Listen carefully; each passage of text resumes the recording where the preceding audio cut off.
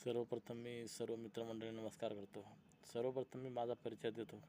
मी CRPFमध्ये आहे आणि सर्व मित्रांची कमेंट होत होती की सर आम्हाला तुम्ही CRPFमध्ये कसं भरती व्हायचं, कसं काय करायचं ते आम्हाला तुम्ही एकदा मार्गदर्शन द्या.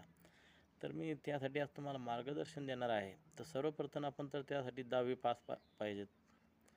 दुसरी गोष्ट अशी की आपली उंची 1.65 1.72 मतलब 1.65च्या वरतीच पाहिजे. आणि म्हणायचं म्हणजे आपण दररोज सकाळीच उठायला पाहिजे आणि रनिंग करायला पाहिजे. CRPFमध्ये कमीत कमी रनिंग असते 5 किलोमीटर. आम्ही स्वतः 5 किलोमीटर पळालो, त्यासाठी आम्ही सांगत आहे की 5 किलोमीटर असते. आणि उंच उडी असते 3.5 फूट.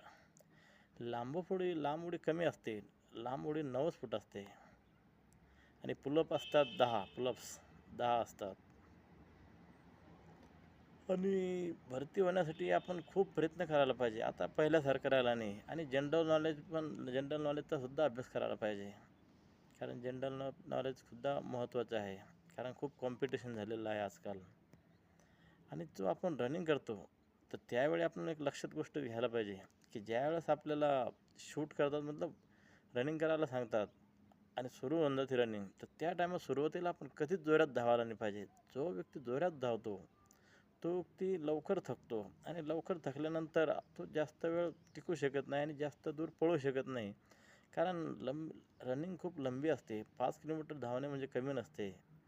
तर होता होईल तर सर्व मुलांनी पहिले सुरुवातीला एकदम नॉर्मल पळायला पाहिजे. कमीत कमी अर्धा ते 1 किलोमीटर. त्यानंतर तुमचं शरीर गरम होतं आणि तुमचे पाय गरम झाल्यानंतर तुमच्या शिरा मोकळ्या होता आणि तुम्ही ऑटोमॅटिकच पळायला लागता.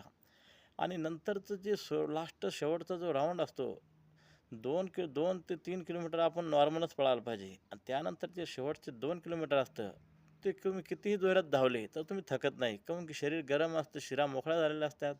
तर त्यासाठी सुरुवातीला कधीही आपण आणि एकदम सावकाश करायला पाहिजे. कोणी पुढं जातं तर जाऊ द्या. कारण तो व्यक्ती जास्त वेळ टिकूच शकत नाही.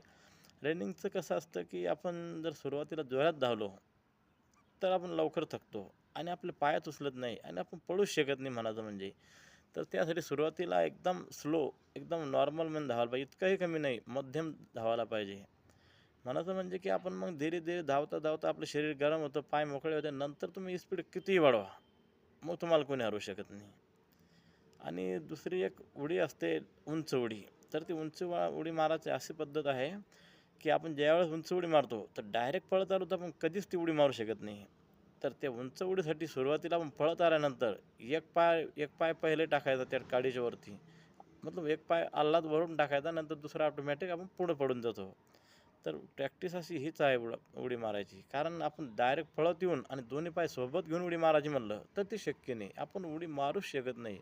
परंतु पळत येऊन आणि आपण एक पाय सुरुवातीला टाकला आणि दुसरा टाकला, तर ऑटोमॅटिक आपण पास होतो.